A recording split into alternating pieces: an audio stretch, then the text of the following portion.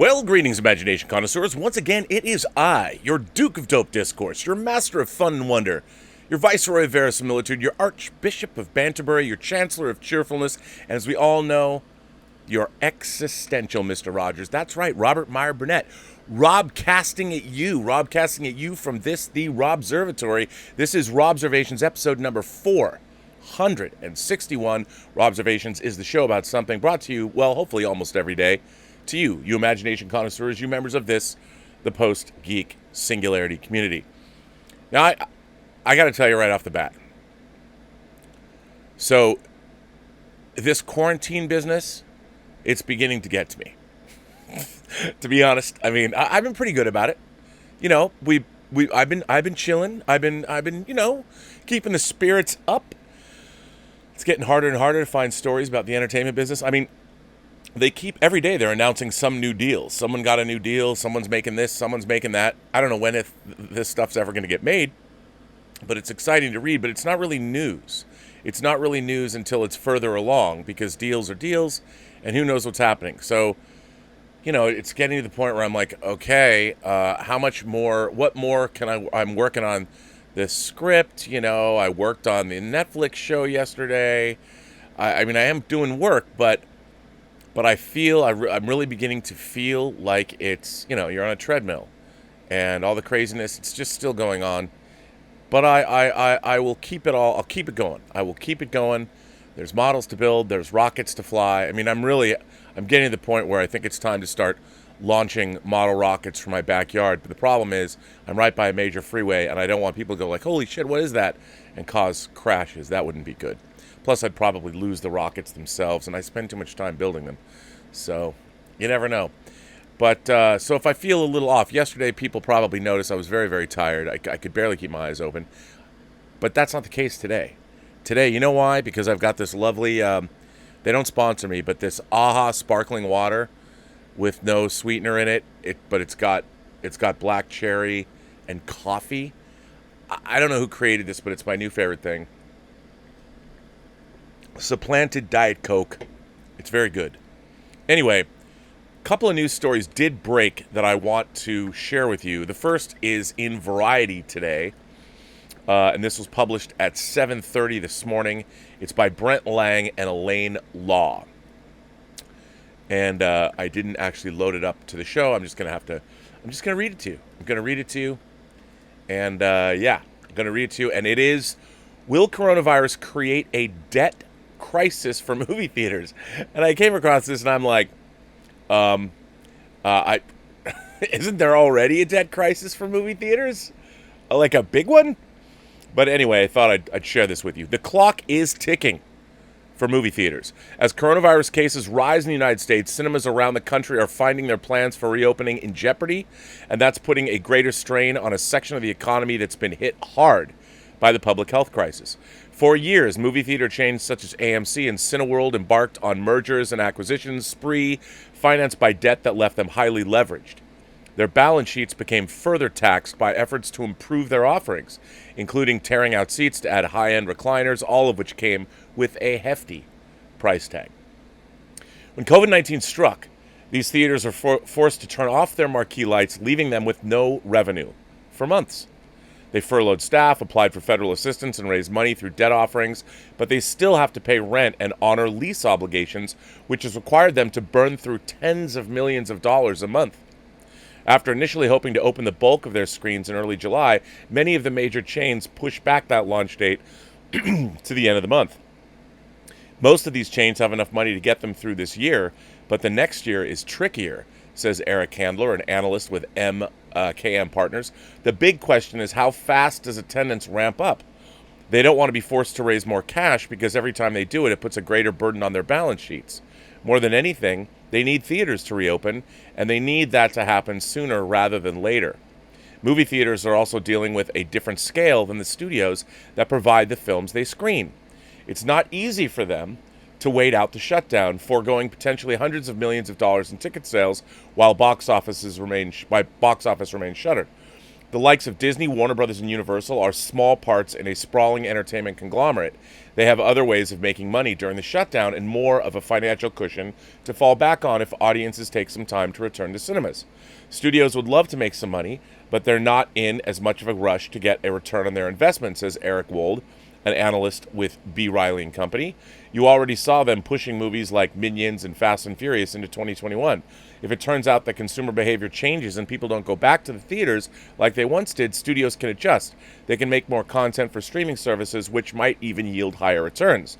When it comes to credit markets, some exhibitors may be nearly tapped out. AMC Entertainment ended 2019 with more than $4.75 billion in corporate borrowings, and in April revealed plans to raise $500 million in new debt. The chain is also negotiating a debt exchange, hoping to bolster its liquidity. Regent parent Cineworld has $3.49 billion in loans and borrowings. Compounding these headaches, the company is now facing possible legal action after it pulled out of a $2.1 billion deal to buy Canadian exhibition chain Cineplex. Among its publicly traded peers, Cinemark and IMAX are the most conservative. Cinemark closed out the year with $1.75 billion in long-term debt, and IMAX has far less debt by comparison, with $246 million in total liabilities, including only $18.2 million in bank indebtedness. AMC, the most heavily indebted of these chains, says it has enough cash to operate through November, but was forced to note in financial filings that there were questions about its ability to continue as a going concern. For the time being, movie theaters will do anything they can to renegotiate with their creditors. Bankruptcy, never a particularly attractive option, will be especially problematic when the future of moviegoing is so cloudy. Few companies will want to buy a theater chain when it's so uncertain that they will be able to operate profitably during a pandemic. It would be hard to find a buyer for AMC, says Zev Sheckman, a partner in Danning Gill. There's no light at the end of the tunnel for the theater business, so it's hard to see what they can achieve through bankruptcy. There may be other options for movie theaters if credit markets get cold feet. The Federal Reserve has begun buying corporate bonds, which could ultimately include those of major companies such as AT&T, Comcast, and Verizon. This relatively new action from the nation's central bank might infer that the Fed is anticipating corporate debt problem, says Lachman Octalan. Wow, that's a tough one. Co-founder of the Economic Cycle Research Institute. And while AMC's nearly $5 billion in debt is nothing to sneeze at, whether that amount will be great enough to register on the Fed's radar is another question. We're just starting to see the corporate debt that the Fed has been buying, says Arcthuran. But it's like Toyota or Berkshire Hathaway or Verizon. It tends to be these slightly bigger companies, so I just don't know if they're going to get into the relative weeds and buy this kind of debt. And the issue of AMC Theaters' foreign ownership, the country's largest theater chain is owned by China-based Wanda Group, could present several issues, says Ann Kokas, an assistant professor of media studies at the University of Virginia and the author of Hollywood Made in China. First of all, it could be viewed as subsidizing a Chinese-owned media firm in an environment where there are serious questions about how Chinese media disinformation is functioning within the U.S. context, she says. The second issue is whether the movie distribution industry merits a government subsidy when other sectors like healthcare and education are also in need. Given the kind of long-term potential public health risks, as well as the long-term progressive decline of theatrical distribution, is this place where debt purchases should be focused, or should it be focused on other areas, says Kokas. Exhibitors have devised plans to reopen safely. Companies such as AMC and Regal will show movies in theaters that are half or a quarter of their capacity so that audience members can socially distance. They've invested in new ventilation systems and vacuums, are pushing customers to buy tickets online while ramping up their cleaning schedules, and after a public fracas, will mandate that guests wear masks. And yet, all it takes for a few people to get sick after going to the cinema to raise public doubts about whether going to the movies is a fun form of escapism or a risky proposition. When they do reopen, theaters may be spending all of this extra money on safety procedures while still being forced to pay their interest payments. Debt doesn't go away, says Wold. Even if they get over the initial hump of getting theaters open again, they have to hope that attendance goes back to normal pretty quickly. They're going to be using a lot of that cash flow toward interest payments, and while they're servicing the debt, they won't be able to spend money fixing up theaters or adding better seats or doing 1,000 other things that improve their customers' experiences. Of course, what does normal even look like?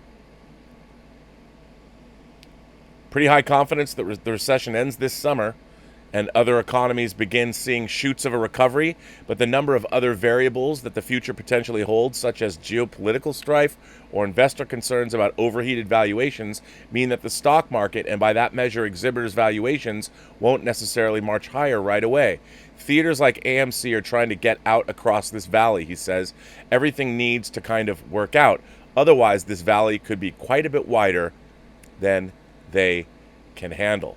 So obviously, I mean, I was tweeting about this last night at like 3 o'clock in the morning. I was working actually, and I was taking a break and I was on Twitter, and I was like, I just want to go to a movie theater. I really do. I want to feel I want to smell the popcorn. I want to feel the anticipation in the air of people going to see movies. You know, I always like seeing the different kinds of people that come in to the theater, like, who is this movie appealing to? And sort of, in my own mind, ticking off a cross-section of humanity. And it's always fun to, like, you know, note where couples are in a theater or a family, and you can hear their reactions if they laugh or cry or something. I've always loved that, and I desperately would love it if we could go back to the theater. I mean, I really want to go. But the fact is, with COVID cases exploding here in Los Angeles, Texas, Florida, movie theaters aren't safe. Public gathering spots aren't safe. And I have to realize that, you know, it's not like I'm a young whippersnapper anymore. I mean, I have to think about my health. And, you know, we've been sheltering pretty much here at home since March 19th when the order came down. We go to the grocery store, and I actually feel going to the grocery store, I feel safe because they hit you with hand sanitizer when you go in. They've got a cleaning crew there, and people are socially distanced. I still have a hard time that they've made all the aisles at the grocery store one-way aisles. I always screw that up.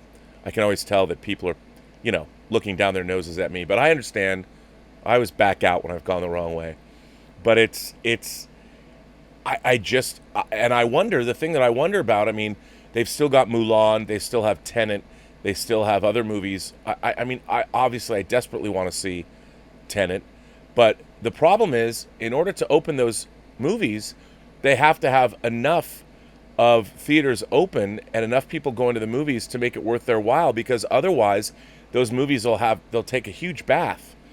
And at least by holding them off, if the studios have deals with the banks that they've borrowed the money against to make these movies, maybe the banks are saying, okay, you know, we get it.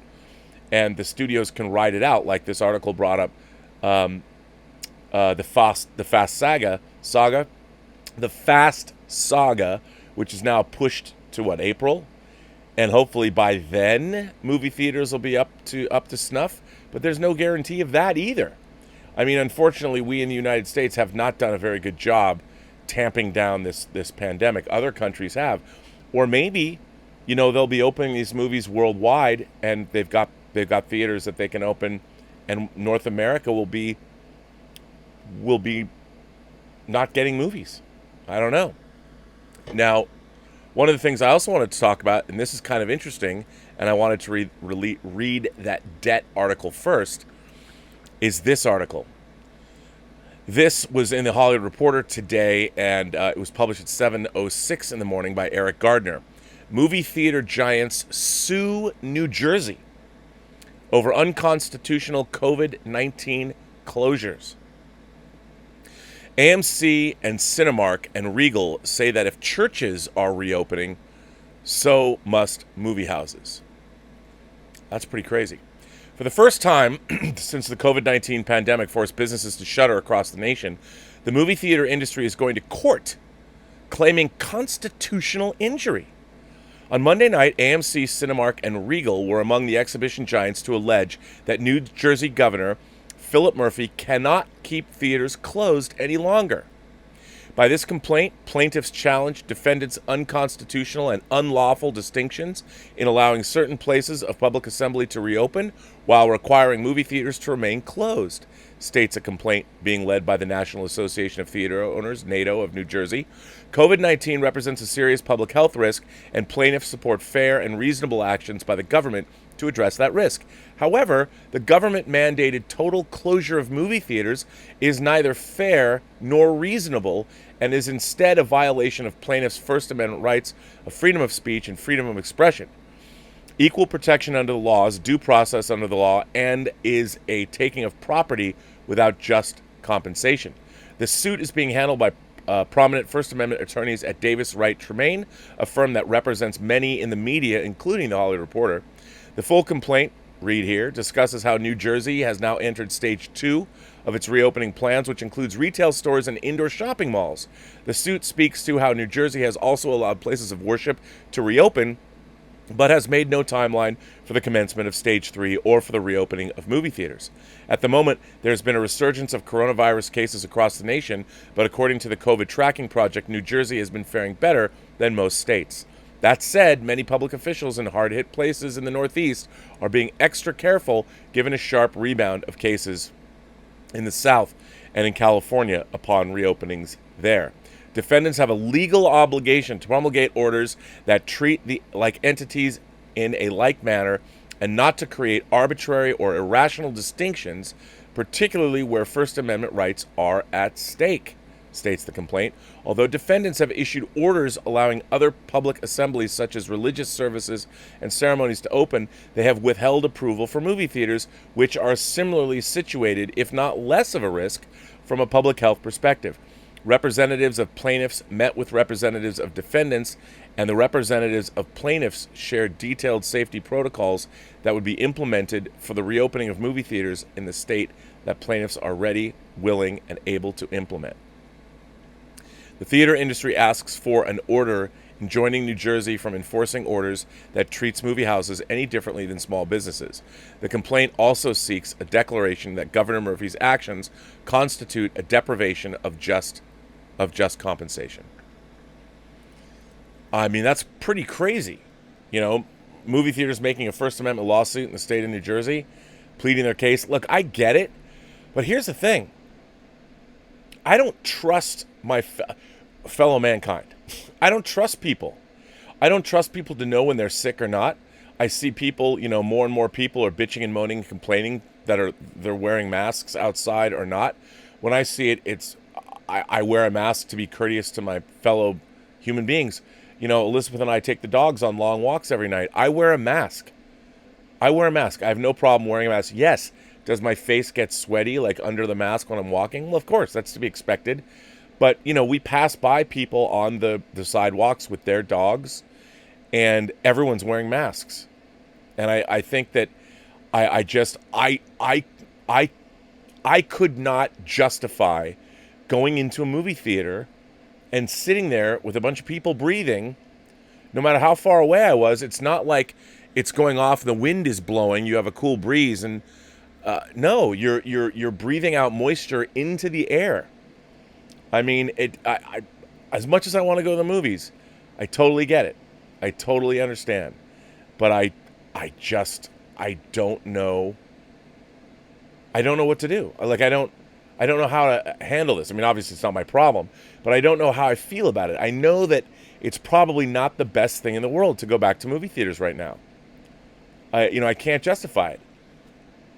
I mean, I do whining about movies with Elizabeth. We watch at least 3 movies now a week together, and then we do our show. But I don't know if I would want to risk her life either. I mean, like, I would go see Tenet by myself. I would go take a mask. I would sit in that movie theater, but I certainly would not take responsibility for anybody else. But then again, you got to come home, you know, and it's a weird, you know, I think about this and I watch people, everyone's so eager to get out. I'm eager to get out. Like I told you, I'm going stir crazy. I'm going a little bit nuts, to be honest. And not in a bad way, but it is like every day is kind of the same, and I'm tired of the monotony. I guess there's more than I could be doing, but then again, it's like I would love just to go down to the street, go to a bar, go to Lucky Baldwin's, have a meal, sit outside with the dogs. I mean, maybe I can do that. It was weird. I've been going to this restaurant picking up food, and the other day they had opened, and there were people just sitting there without masks on. And everybody was wearing, I mean, how do you go to a restaurant and eat? I don't know. I I find the whole thing very disconcerting. I don't know what to do. I don't know how to handle it. I'll tell you what I do know. I got letters, man. I got letters from you guys. And, there's only so much I can just belabor the point so many times. Dean Mikitich. Dean is here. Hi, Rob, and the Post-Geek Singularity. Rob, we've all heard the rumors that there are plans to remove the Disney trilogy from canon and start over. I even saw a news article this morning say that George Lucas is coming back to do his original sequel trilogy. Now, where this news story came from was a website I'd never heard of before, but Google was the one that notified me of it. This is not a mainstream news outlet and is geared more toward geeks. It had geek in the name. It's just not a site I'm going to trust, and I have a feeling they have seen the rumor and just ran with it. Since Doomcock made his video on this rumor, I've seen him and Midnight's Edge get a lot of hate. Why the hate? They're not reporting it as a fact and just a rumor because they cannot get it confirmed through the proper channels, which they do state on the videos. I know there are people that will take it as a fact even after videos have said it cannot be officially confirmed and treat it as a rumor. Do these channels have contacts within the studios leaking information to them and not through the normal channels? Yes, I think they do. I'm not going to be some exec that has access to all the information, but it could be some male person that no one notices in overheard conversations and sees things. Hell, it could be some disgruntled employee that did not get a promotion that was promised, and this is their way of getting payback. Or it could be someone that just does not like the direction the franchise is taking. Could be anyone working there. Do Doomcock rumors turn out to be true? No, not always, and some of it may be true, but Lucasfilm, Disney, or CBS will never make it public as the information could be costly in the short term. A perfect example of this was the rumor that Alex Kurtzman had been fired from Star Trek last year before Picard went into production. Did that turn out to be true? Unfortunately not. But I find it hard to believe that the CBS board did not give some orders for Discovery and Picard to be changed and brought more in line with what the fans want. Why do I say this? Just look at the difference between Season 1 and Season 2 of Discovery. Both seasons have a very different feel to them, though Season 2 is moving back towards the clusterfuck that was Season 1. CBS has not realized official viewing figures for either season. Released, I guess you meant to say. If it was doing well, they would be singing and dancing about it. Instead, all we get are sign-up numbers. This could mean anything, as CBS does offer 7 to 14-day free trials. So people could have signed up, had their trial, and then dropped it, and those numbers could be included. While Discovery does have its fans, the majority of people that I've spoken to that have seen it hate it. They either dropped out halfway through Season 1 or sat through it and never went back for Season 2. Those that did sit through seasons are now saying they won't be back for Season 3. Now take a look at Picard. Before that show had even gone in front of the camera, we were hearing that there were issues behind the scenes and that the CBS board was making demands of Kurtzman to make changes. Kurtzman did not want to do it. You have to ask yourself, if Discovery is doing so well, why would Netflix walk away from Picard? The only logical answer is that it did not do well on their service. And when they saw what was planned for Picard and saw it was more of the same, they asked for changes and Kurtzman still did not want to make them, so Netflix walked away with their cash. It has been rumored that Amazon stepped in and paid about half of what Kurtzman was asking from Netflix. I do believe that Picard got record numbers within the first few episodes, but those viewing figures dropped like a lead balloon because what we were given was not what the promises of Star Trek are. Kurtzman was even pulled off the show halfway through shooting it. It's true. And another Muppet was installed and left halfway through it before it was broadcast. Why would you pull a showrunner of a series in the middle of shooting if everything is going well? You don't. That's got to have hurt Kurtzman, and I doubt Amazon was not pleased with the viewer figures either. During that time, we seem to have a fourth Star Trek film, the Kelvin timeline, be announced every 6 months. A Tarantino Star Trek film, which we now know is not happening, and a Section 31 TV show, all of which appears to be going nowhere because they can't get the financial backing. Here you have to ask, well, why can't they get the money? Simple reason, the money people have realized that the majority of fans don't want to see anything Star Trek come from Bad Robot and Secret Hideout, so we're unwilling to spend their money on it. With the lockdown, another Star Trek series has been announced, Strange New Worlds, but straight away it had the same problem that the film and Section 31 has. No one is willing to pay for it. Lockdown is not helping either, with everything being shut down. Finally, we do have Lower Decks coming out in August. Yes, it's going to be on CBS All Access in the States and free to air on Canada, but what about the rest of the world? As there's been no announcement, this can only mean that Netflix and Amazon have walked away, and that is not a good sign. Now, you have to be a complete and utter idiot not to realize that Kurtzman has killed the golden goose. He'd been pulled off Picard as a showrunner, stepped away from season 3 of Discovery. He's been unable to get backing for Section 31, Strange New Worlds, a fourth film, or anything else Star Trek based he is trying to develop. The world's two biggest streamers have walked away.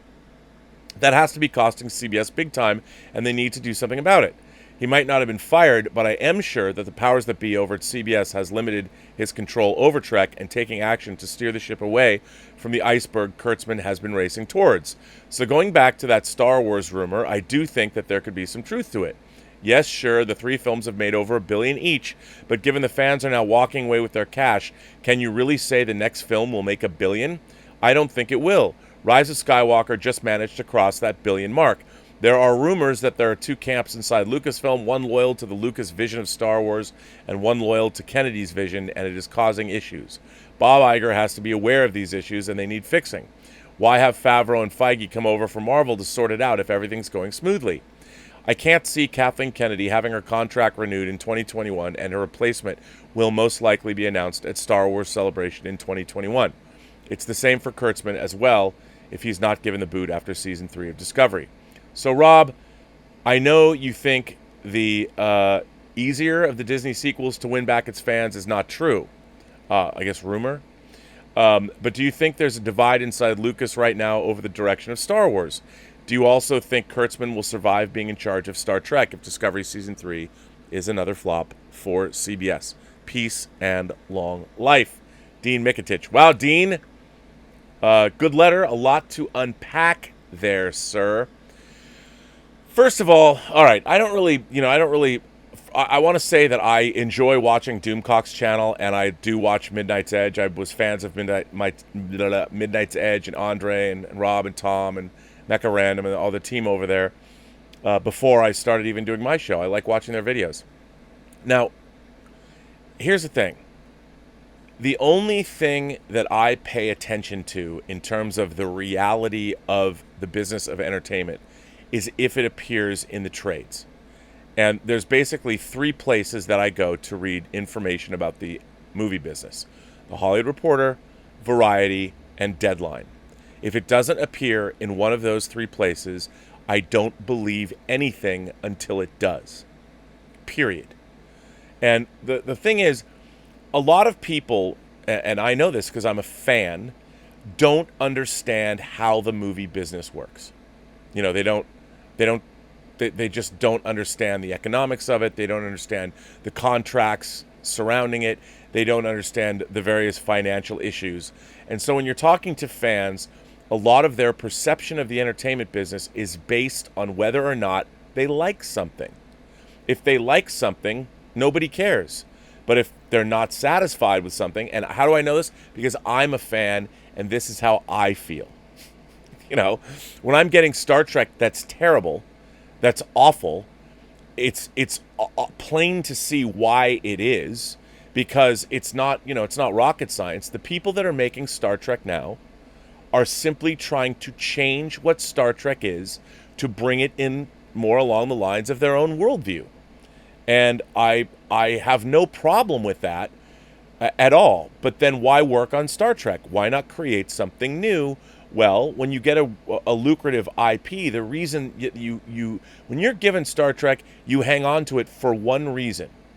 You hang on to it because it's worth a lot of money to you. Now, the thing about Star Trek Discovery Season 1 that people have to remember was Star Trek Discovery Season 1 was already outlined. Every episode was outlined. There was 13 original episodes that were outlined, and the first 2 scripts were written by Brian Fuller and Nicholas Meyer. So there was a lot of the heavy lifting that was already done on that show. When Brian Fuller departed and Kurtzman took over, the first thing anybody does in Hollywood is you make it more along the lines of the way you want it. You bring it more in line with your own interests. And yet they kept a lot of what was happening, what had been developed, because Harberts and the 2 showrunners that also were there that were part of Fuller's crew. They'd already done a lot of this work, so they wanted to keep as much of it as they could, but they made changes, like the whole spore drive didn't exist. I mean, that was something else, and the micellular network was all for terraforming. It was a totally different thing. The tardigrade was, of course, a main character named Ephraim, And you can see how all of these things were plundered over the first season of Discovery and utilized because they were already there. If they're already there, why not just use them and repurpose them, and that way you don't have to start from scratch. Discovery season 2 was more along the lines of what I think they would have done with Discovery from the beginning. But again, I think it's really interesting. I think the future of Star Trek is going to be lower decks more than ever, because obviously animated shows can be very lucrative in terms of their merchandising, in terms of who's going to watch them. And if Lower Decks is a show that is a 4-quadrant show, if it's a family-friendly show, it might get a huge audience. However, I think that the fear would be that it's a send-up of Star Trek.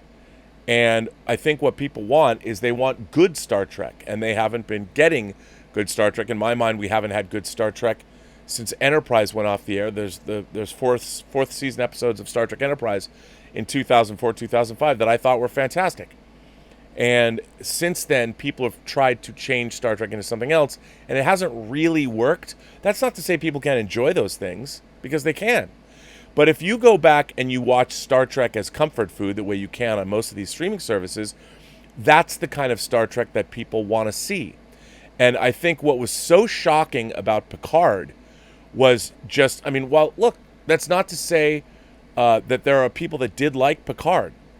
What I didn't like about Picard, and I think where the show really fell down, is that the show didn't make you feel anything other than maybe anger. It didn't make you feel good. It didn't make you feel enlightened. When it was over, it didn't ever make you feel happy. The show was so dour, and it was so...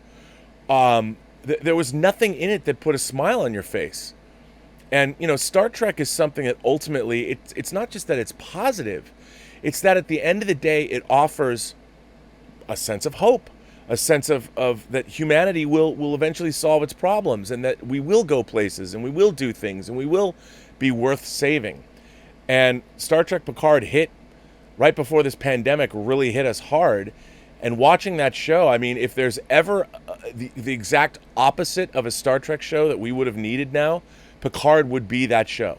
Picard is the exact opposite of what, unfortunately, can you imagine if it was a really uplifting show that it was all about, I don't know, if you think about your favorite uplifting movies, whether it's, I don't know, for me, The Right Stuff or Field of Dreams.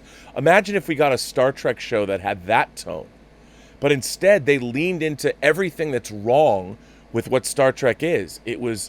There wasn't anything in it. Even Picard's quest, his desire to do good, wound up in him dying and turned into an android at the end. The funny thing is all the way back to episodes like What Are Little Girls Made Of? They show people that have become androids, and it's never something that anybody really wants. And yet, that was in the first season of Star Trek in 1966, but in 2020, I guess, nope, you can be a robot. And once you're an android, you're not really a person anymore, so who cares? I don't know, Dean. But do I believe in these rumors? I don't believe the rumors at Lucasfilm. I don't believe that Star Wars is going to get rebooted. Look, whether we like the Star Wars movies or not, you can say that, yes, the financial aspects of Star Wars have been damaged. That is true. But also, it's damaged because things are different now. People don't buy toys the way they used to. And I do think, look, there's not a lot of people running out to buy. I myself, they've made some really great Hot Toys Star Wars figures from the sequel trilogy. I will never buy any of them. There's no, I shouldn't say never, but I have no interest in buying Hot Toys figures from the sequel trilogy. There's no characters that I think are cool enough. I might go get an old Luke figure just because it's Luke, but there's no figures that I put on a shelf and I like the Obi-Wan Kenobi figure from the prequels, the Ewan McGregor figure. That figure's badass. I liked Ewan McGregor's Obi-Wan Kenobi. The movies might not have been perfect, but I liked him. I have a very nice Hot Toys figure of him, but I have no desire to go. There's not even a spaceship. There isn't even a spaceship from the prequel trilogy that I would want. I mean, there's no new hero spaceship, which is, I already have the Millennium Falcon. I have classic X-Wings, but there's nothing, and I think that was problematic. That was something that it's so interesting to me that they didn't have vastly different ship designs. I mean, yeah, cool. It's a black X-Wing's neat, but, I already have an X-Wing that destroyed the Death Star. What did those X-Wings do in the prequel trilogy? They never really had hero moments. I mean, they fought, okay, but there was never a trench run. Luke didn't have an X-Wing he took to Dagobah that he pulled out of the swamp in an incredible, he didn't, but Yoda pulled it out of the swamp in a great moment. The classic Star Wars stuff is iconic, and not just because I lived through it, but there's moments in cinema history that are so evocative of when I have these toys on a shelf, I can't help but be like, oh man, that's badass. But there's not one thing that happened in the sequel trilogy that I care about. I mean, I bought the Skywalker Saga box set, the 4K. I haven't put on Rise of Skywalker. I saw Rise of Skywalker one time in a theater, and when it was over, I'm like, I don't need to see that movie again. There's nothing in that movie. There's not one moment.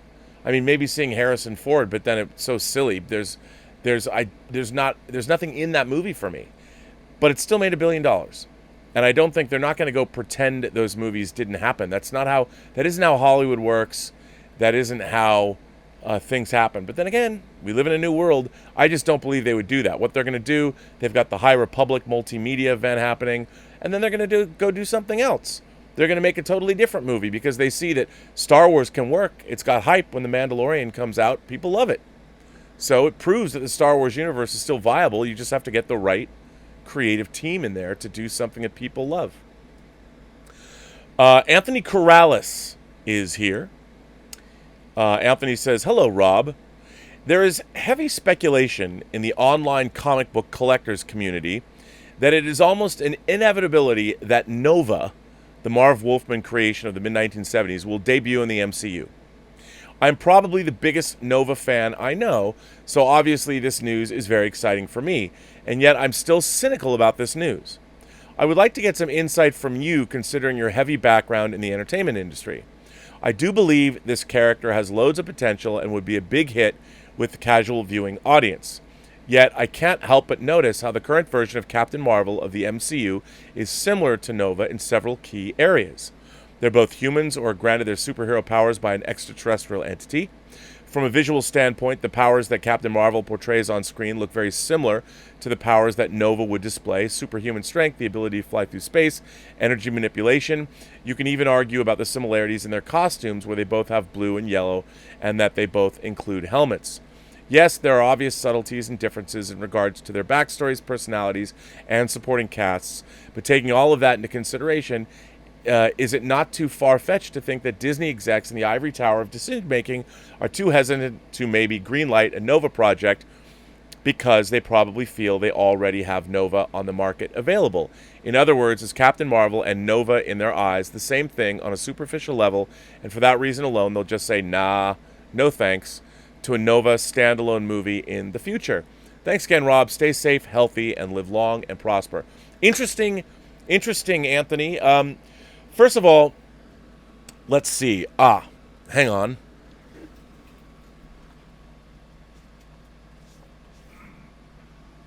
So as we know, Kevin Feige always is looking to comic series and for inspiration. And we've already seen the Nova Corps, obviously, in Guardians of the Galaxy. Now, I would say one of the things that I've enjoyed over the last, 15 years now? I mean, if you look at something like this, the Annihilation storyline, that it involved a lot of our cosmic characters, this is an incredible, first of all, I recommend this omnibus. This is an incredible series that involves a lot of people that we've seen before. And I think they absolutely will probably bring Nova in. Because remember, if you think about cops or lawyers, how many cop shows are there? How many lawyer shows are there? Lawyers are essentially lawyers. But whether you're watching Billy Bob Thornton in Goliath or, you're watching L.A. Law or something classic. Lawyers are lawyers, but the shows can be very different. And I think, look, we saw. I want to know what happened to Xandar. What happened, and what happened to the Nova Corps? You know, what happened to Glenn Close?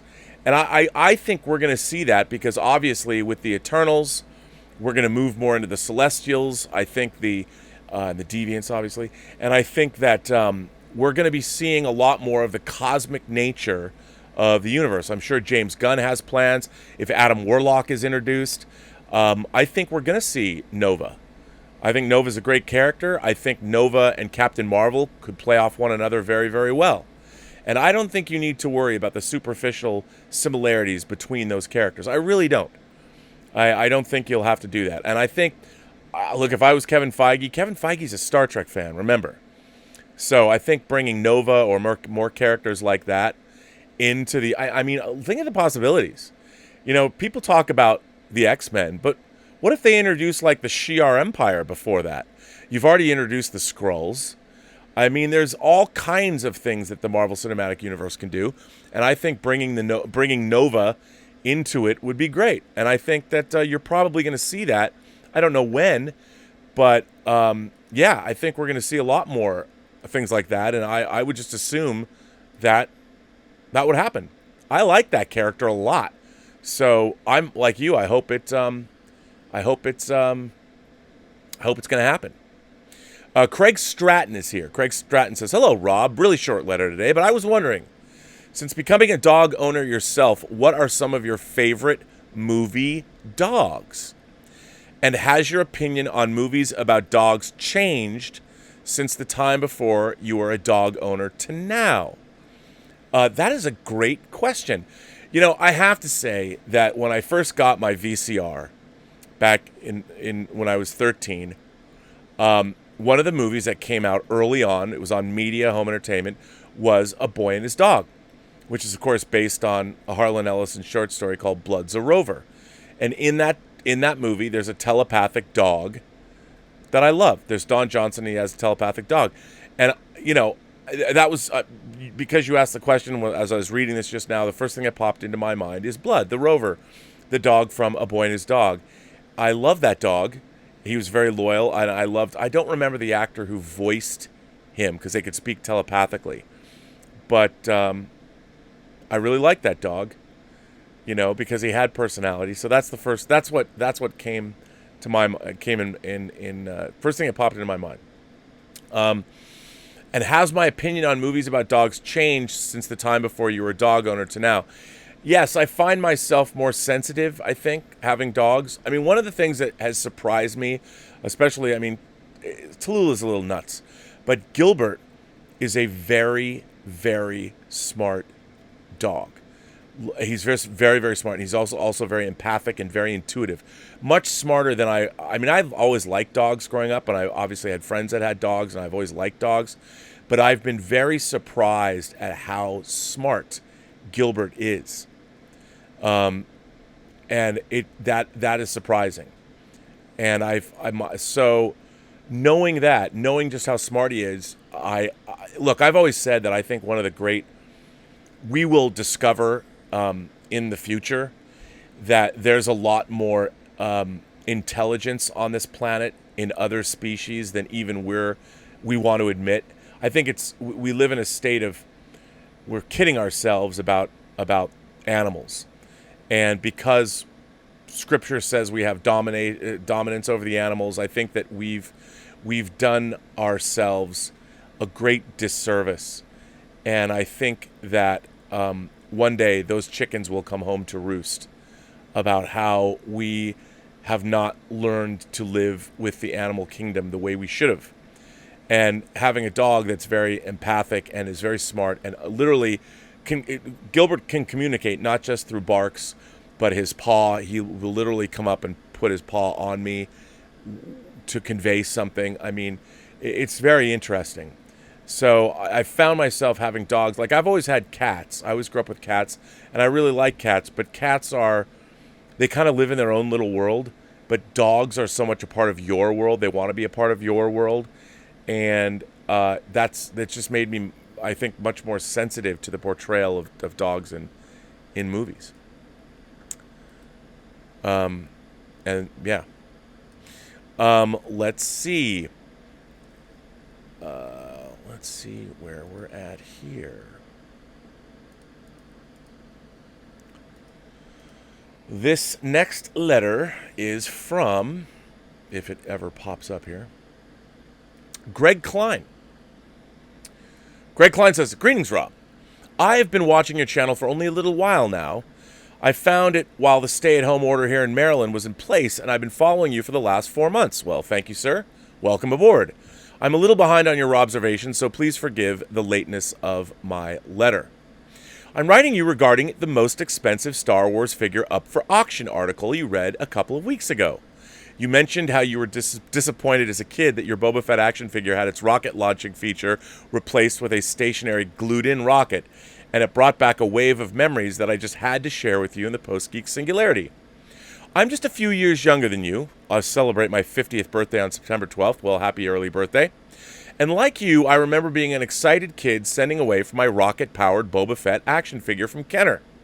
I remember begging my mother to take me to the local Woolworth or Toy Town to get more Star Wars figures for my allowance, and feverishly cutting out the proof of purchase circles for my Star Wars figures to get just enough of them to send away for the action figure. That's where stormtroopers came in handy, because you could never have too many stormtroopers. I didn't even know who Boba Fett was at the time. Remember, he only appears in what is now called A New Hope. It will always be just Star Wars to me. In the special editions, he wasn't in the original film. The action figure was offered before The Empire Strikes Back, and I really didn't pay that much attention to him in the holiday special. So this character had no emotional value to me other than I wanted it because it was new and exciting, and I thought the rocket launching feature seemed cool. What 8-year-old boy wouldn't? I sent away for my figure and waited the excruciating 4 to 6 weeks for delivery. Yes, kids, there was no Amazon Prime in 1978 for 2-day shipping. We always had to wait 4 to 6 weeks for our packages. I remember then receiving a letter from Kenner that stated that due to a choking incident with another company's toys, the rocket launching feature would be replaced. I still would receive my figure, but without this feature. I was disappointed but still excited when the actual figure arrived with a tiny pistol, which I always thought was just as much of a choking hazard as the missile would have been, but whatever. The reason the floodgate of memories opened for me is that I was also a huge Battlestar Galactica fan at the time, and I had both the Mattel Colonial Viper and Cylon Raider toys that had the missile firing options. My mother heard about the news story about how Mattel wanted you to mail in the missiles to them, and they would give you free Hot Wheels cars in exchange. I was confused. Why would I give up my Galactica lasers for a Hot Wheels car? How is that a fair exchange? I don't even like Hot Wheels, I remember thinking to myself, and I certainly am not naive enough to shoot the Galactica missiles into my mouth. Why did I have to do this? My mother guilted me into doing it, and I never played with my Galactica ships with quite the same enthusiasm again. I don't even remember what Hot Wheels car Mattel sent me. I probably just gave it to a friend or threw it away. P.S. I wish I'd kept those Galactica ships. They're probably worth something now. Yeah, especially if they're in the original packaging. Anyway, I just wanted to share my memories and let you know that, as you say, we park our shuttles in the same shuttle bay. Or, to keep the metaphor going, we land our Vipers in the same landing bay. Keep up all the great work you do. Live long and prosper. May the Force be with you. So say we all. Greg Klein, Ryerstown, Maryland. Well, Greg, you are correct, sir. For those of you who don't know, actually, let me see if I can call one of these up online. Mattel Battlestar Galactica, so you can see them. So you get what we're talking about. Let's see. Is there? Well, okay. These are not good pictures. Let me see if I can find better pictures. I want to see the actual. Here we go. This is a good one. This is a good picture to use. Okay, and I will show you what Greg is talking about. So here we go. Let me capture this and bring it up. I'm sure a lot of you are going, "Oh, Rob, we know, we've seen this before," but I'm going to do it anyway because why not? Why shouldn't I? Because I want to do it. Okay, let me get this in. I'm probably going to make it bigger because it's a small picture, and I will. Okay, so This, ladies and gentlemen, is a Mattel Battlestar Galactica Cylon Raider. Now, the thing about this is that you can see those are the missiles, and they fired from in between where the wings are open there. You can see the little button to push them. Well, what happened was those missiles came with all of the Battlestar Galactica toys that Mattel put out. As an action feature, you could fire those missiles, spring-loaded. Well, apparently someone took the Viper, and the Viper had a missile in the nose and fired it in their mouth. And I don't know if the kid choked to death or what. But, I mean, monumentally stupid. But as a result of that, they had to get rid of all of the firing missiles in toys. People freaked out. And, you know, at the same time, Mattel also had put out, well, a little earlier, the Shogun Warrior toys, which were Poppy, the Japanese toy company. They were repackaging their die-cast super robots as Shogun Warriors. They fired the same kinds of missiles. I don't know what they did with those, but yeah. So if you sent in those missiles, they would send you. I think you got Hot Wheels cars for each missile you sent in. I don't remember exactly. I certainly didn't. I wasn't going to send in my missiles for Hot Wheels cars, and I wasn't stupid enough to shoot my missiles in my mouth. And it just goes to show you, never underestimate the stupidity of children, because if they'll figure out a way. But that is true. That is absolutely true, and that's why there's no missile-firing Boba Fett. And that's why the article that I read last week or a couple weeks back talks about how there were prototypes made, unpainted prototypes. I don't know if there's a painted one that exists, and they're the rarest of all of the original Kenner Star Wars figures because they were obviously never released to the public.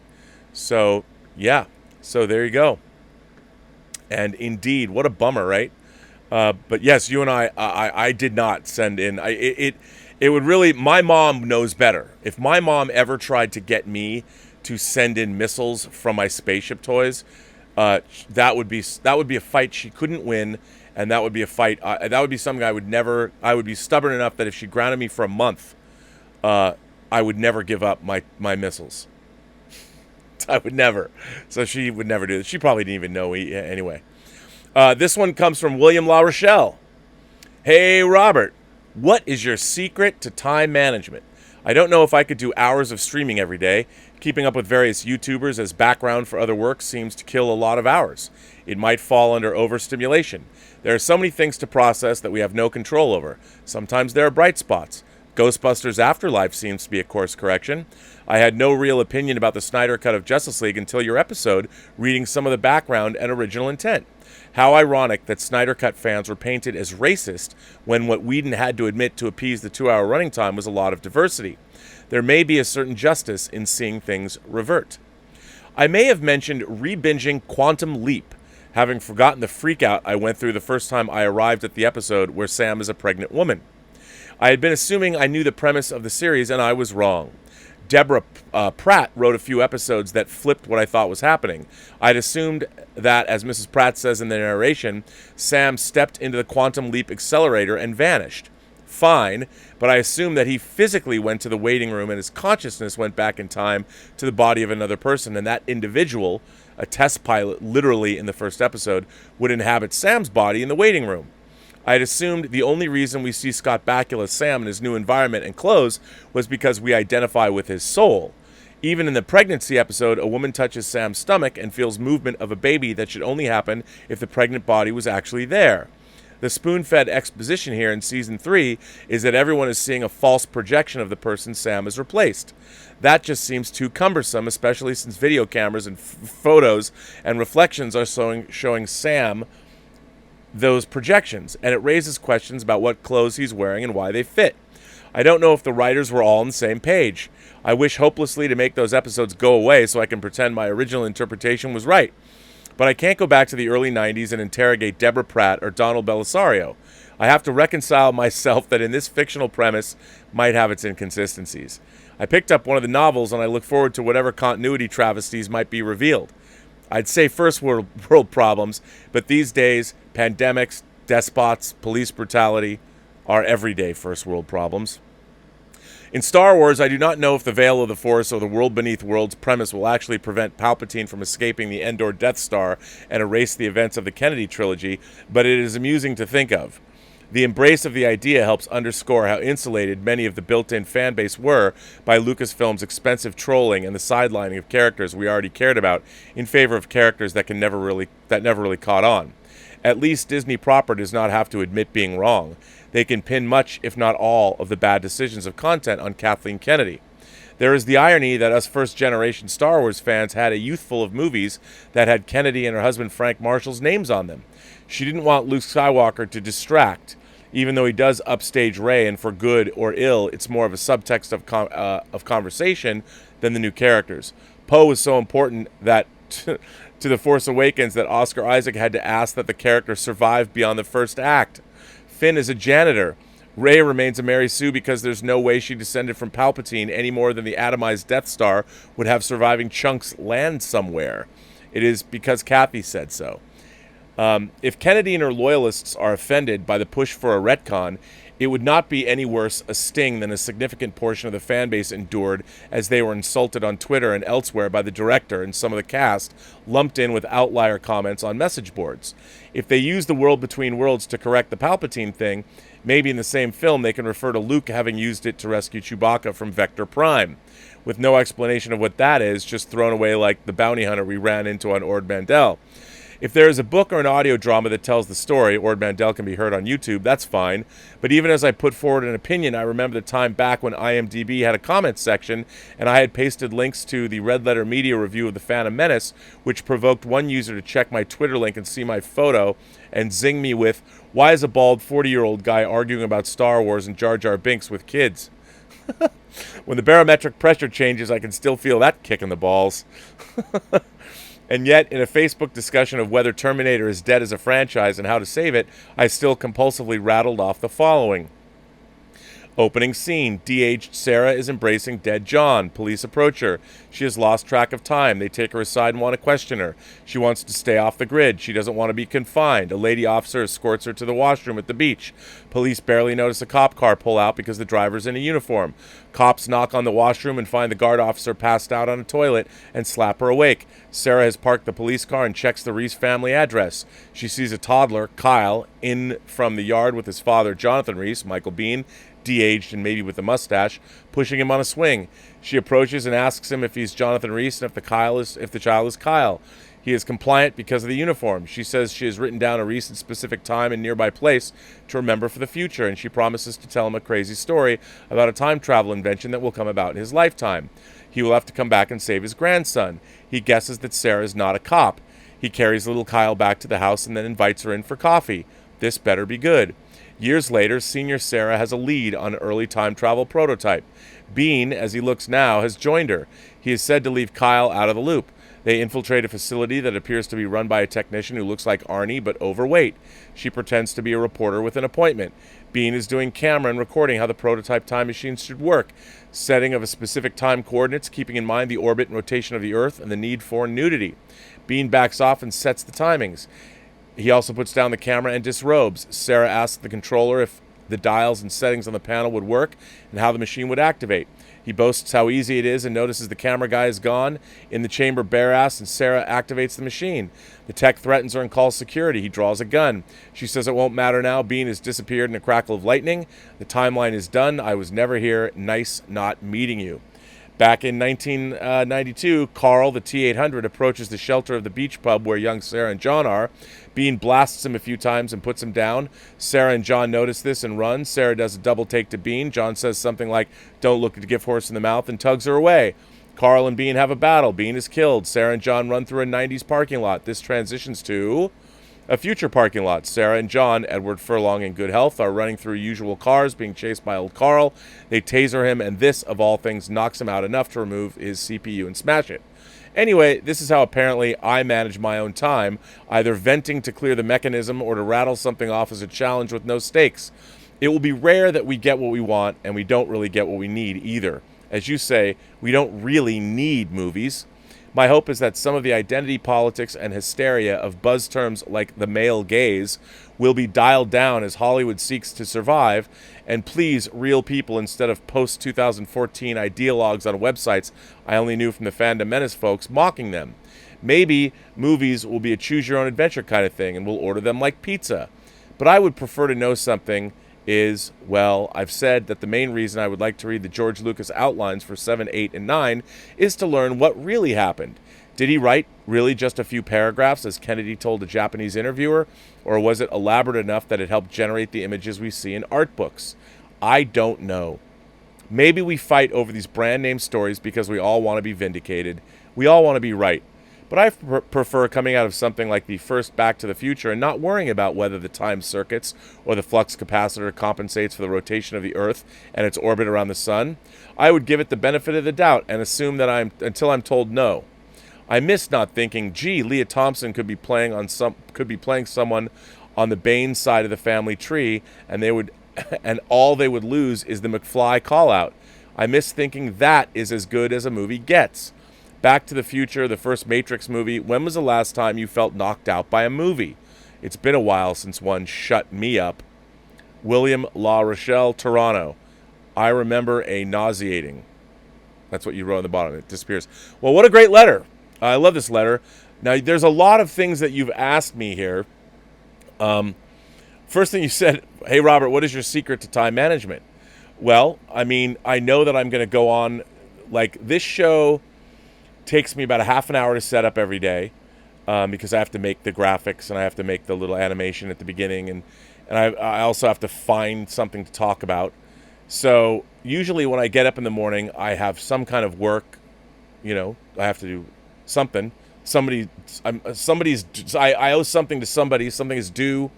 I read emails and make phone calls and try and get back on that kind of thing. I've always got projects of my own that I'm working on. And then I do my show. And then like yesterday, I have more work. Yesterday after the show, I jumped on and we did episode 14. I worked on episode 14 of the Netflix series that I'm working on that I can't wait for everybody to see. We only have 2 more episodes to finish the second season. And the show hasn't been announced yet. But it's really cool. I mean, again, my part is very small, but it's fun to do, and I very much appreciate the showrunner has asked me to be a part of it, and it's fun. And it's been fun watching that show develop because I'm privy to everything that's been written for the show and watching. I mean, I feel like it's very interesting with this show, with this particular show. I feel like I'm a DVD documentarian in that I'm not actually participating in the writing or the conception of this show, and at the end I get to play my little part, which again is very small but vital. And then I get to read all this stuff, so I've learned how to produce a TV show. If I ever get my own TV show off the ground, I could be a showrunner, and I think I would be a good showrunner. And it's been really interesting because it's now been almost a year that I've been working on this on and off, and I've seen how this whole thing develops. It's very, very interesting, and I'm happy to have been doing it. So, there's that too. And then if I didn't have to sleep, I mean, I would not sleep. I would watch a movie. I read. There's so much to do. But, it's just a question of I tend to manage my time in increments. I block out 2-hour blocks of time to do things. I find that's helpful. Like this show is usually a 2-hour block of time with maybe 3 hours total a day. But I think one of the things that you've asked us, or you've asked me, and it's very interesting, and I think we just watched Back to the Future for whining about movies. And you go back and you watch Back to the Future, it's 35 years old.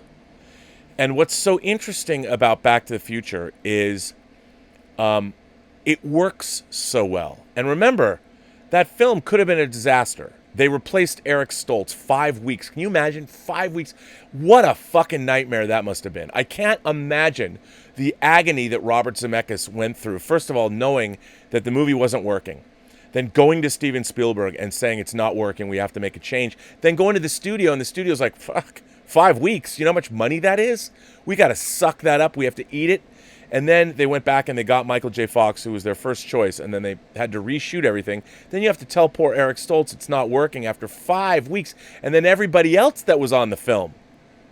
I can't. What a nightmare. What a nightmare. But anyway, the thing about Back to the Future is when you watch it, it's such a satisfying movie. It's so much fun. It's so clever. It's so, and when it's over, that's what you want from a film. And if you grew up, like you said, growing up with these things, you grew up with those kinds of satisfying experiences that work. You're not even aware of how smart that movie is, but that movie is really smart in terms of setting up things and paying them off and assuming you're in on the jokes. It's really smart. And, talking about things like The Matrix, another movie. The Matrix is an incredibly smart film. And when you watch it, it's very satisfying. Even Jurassic Park, I read the book, and Jurassic Park, yeah, it's got kids in it, but Jurassic Park is a very satisfying movie too. And we grew up with a lot of these flights of fancy that are incredibly satisfying works. And what's frustrating now is not seeing those things. I mean, especially for me, I've talked a lot about this. Return of the Jedi was not satisfying to me. I did like some of it. I certainly liked the confrontation in the Emperor's throne room at the end, but I think the movie doesn't deliver the way Star Wars and Empire did. But growing up and becoming a movie fan, my childhood was combined with all of these incredible experiences at the movie theaters. Logan's Run, first time I was really anticipating a movie, I went and saw it. I loved it. 77 had things like my first experience with Bond in a theater, which was Spy Who Loved Me. Loved it. Star Wars, amazing. 78, Superman the movie, loved it. 79, I was watching horror movies like Dawn of the Dead and Phantasm, and I loved them. And then we get Alien, which was like the most amazing thing ever. And then as you go into 1980, you get Empire Strikes Back, and then Superman 2 in the summer of 82. May through the end of June. Think about that. May through the end of June. Conan the Barbarian. Star Trek II, Poltergeist, Blade Runner, E.T., The Road Warrior was released in America, Tron, The Thing. I mean, it was amazing. And all of these were very exciting and very satisfying on various levels. And then from then on, things got a little iffy, but we were very satisfied by the movies. And I think everybody wants that kind of satisfying time at the film. At the movies. That's what you're looking for. I mean, Inception certainly was like that. I think the Christopher Nolan movies, like when I saw, is The Dark Knight perfect? No, but it's really satisfying, and so is Inception.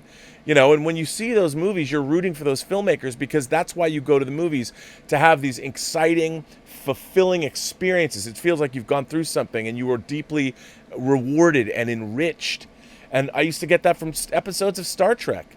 And I feel like what made it's so weird to me that what's made these things what they are, that the people that now are the stewards of these things. I mean, I would have to say that, like, I always talk about Ryan Coogler and Creed. Creed 6th Rocky sequel, that was a very satisfying movie.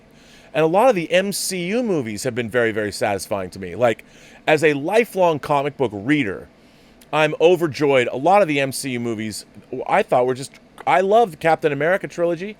Very satisfying. I watch Infinity War and Endgame incessantly because I can't believe how much they deliver. Now, they're part of a much longer narrative, obviously.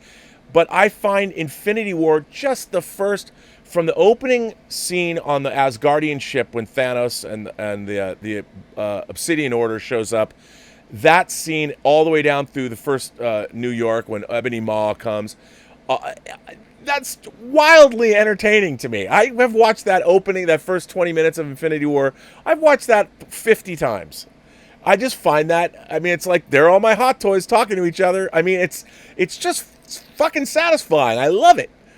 It's that's what we want from the movies, and it's so shocking to me. What happens is, if you watch the documentary was done in 2010 on Back to the Future, there were all these decisions that Robert Zemeckis and Bob Gale, the Bobs, were making on Back to the Future as they went along. Like, for instance, the idea of the time machine that Ian Samuels wrote in about. It wasn't going to be mobile. Then they decided to make it mobile, and then they came up with the idea about making it a DeLorean, or maybe it was Spielberg's idea or something. But they would go to Spielberg and run these ideas by him. Bob Gale and Robert Zemeckis, they understand the clockwork nature of how a movie works, and you're constantly trying to make it better and iterative, and you've got these two guys that were not, they had Spielberg to protect them, and Sid Sheinberg, the head of Universal, wanted them to call it what was on the cover of the comic book when Marty first goes back to the future, like Spaceman from Saturn or Pluto or Neptune, whatever it was. That's what they wanted to call it. It's ridiculous. And Spielberg was able to prevail there. But the movie was made the way movies are supposed to be made. The reason why we aren't feeling that satisfaction anymore is because the entire authorship of movies has been removed from individuals, and now there's all this corporate oversight. Now, that's not to say there wasn't always studio oversight. There was.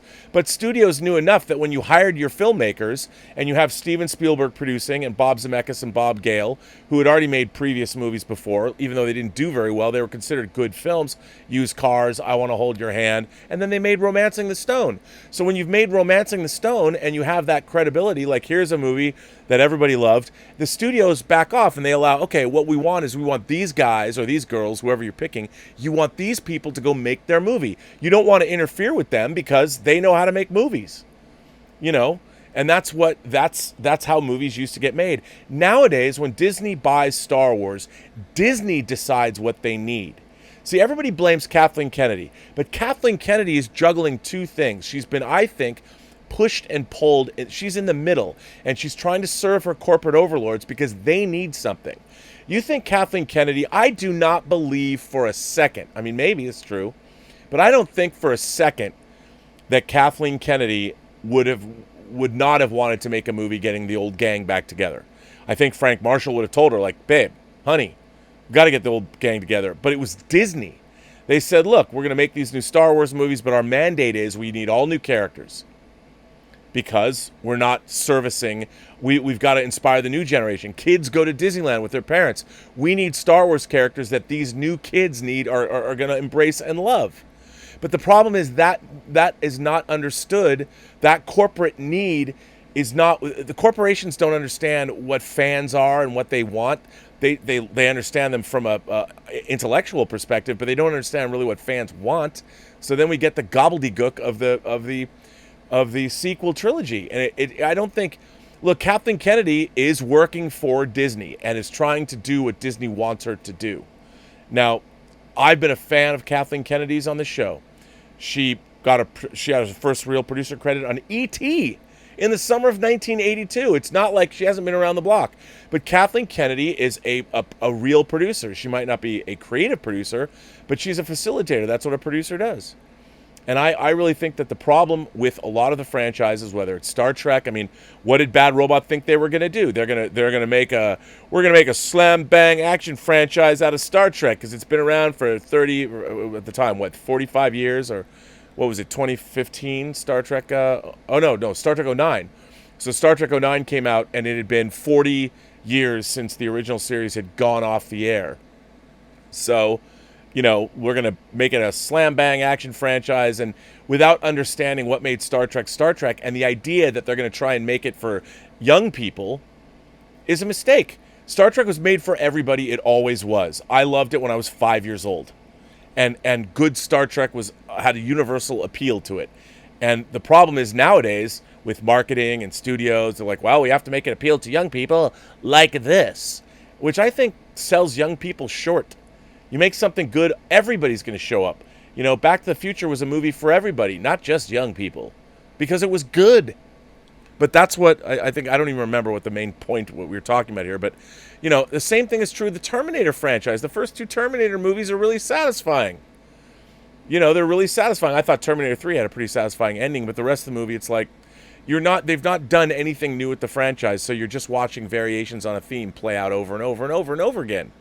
So they become boring. I did like your opening of Terminator Dark Fate, though. I'd watch that movie. I absolutely would watch that movie. Let's see. Who's next? And don't worry, I'm going to jump over to what you guys have been firing in a moment.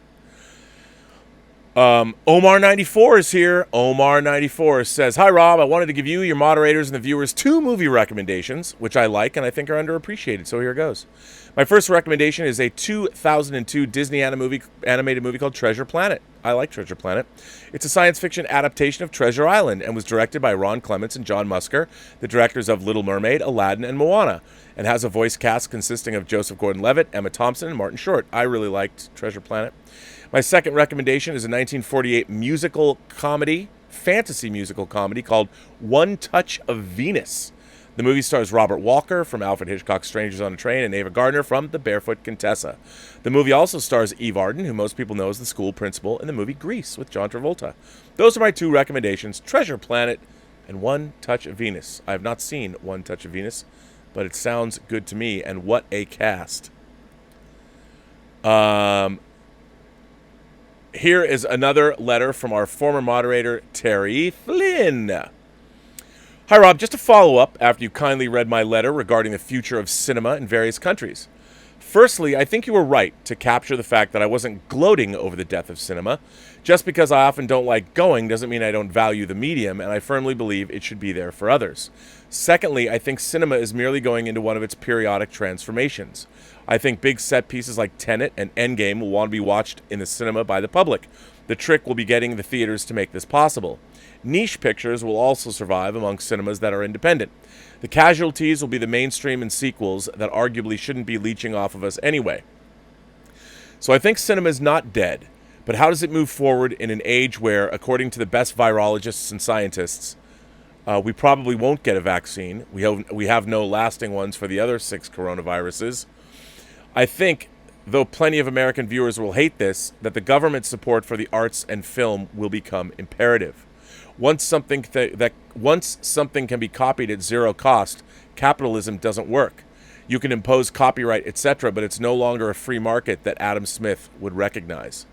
Just so people know, I may be left of center, but I have a lot of sympathy for the methods of free markets to distribute things on the individual level. This is why a good friend said I was impossible to classify in terms of box to fit in regarding my political and economic views. Indeed, I want cinema to succeed. However, I don't believe the current system can do so. We can do this, but it requires some out-of-the-box thinking. I'd still like to see certain films in a cinema. It's an experience, and we shouldn't let it go entirely, even if it requires some pruning according to financial rules of production, etc., that you yourself mentioned. Sometimes less is more. Well, Terry, I think you are right about that. And I think that the future of cinema is very much up in the air. I'm not that optimistic, to be honest.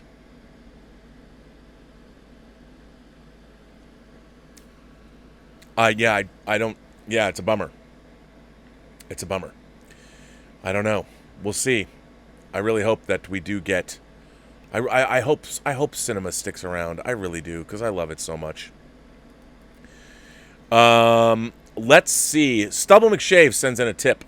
He says, I backed a Kickstarter of my type of hot toy. Brandon Sanderson's The Way of Kings. First book in the Stormlight Archive is being made into a 10th anniversary leather-bound edition. They reached the goal of $250,000 in 3 minutes. Oh my God.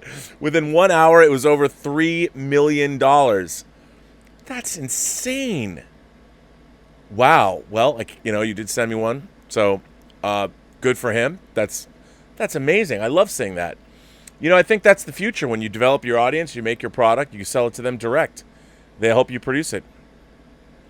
Willow sends in a tip and says, when I see irregardless, I think of the quote from The Simpsons. You mean inflammable means it's flammable? Well, as many people know, I guess the Webster's Dictionary allows the word of irregardless, which is kind of a nonsensical word. It's now a real word in the dictionary. What are you going to do about that? I don't know. Willa sends in another tip and says, I watched half of $1 Million Baby with my mom. She initially didn't like Hilary Swank because she's unattractive, but the character won her over with her determination. Oh, no. I feel kind of bad now since she's got no idea of what's coming in the second half. You didn't tell her? I want to read that letter. Oh, what does Willow's mom think of? The end of $1 Million Baby. Wow. Joseph sends in a tip and says, "Oh, hi, Rob. Do you ever watch Cinemason's videos where they rip movies' guts? They make me laugh immensely. No movie is without sin." Is that how many movie sins that happen? And I don't like. Here's the thing. I got to tell you.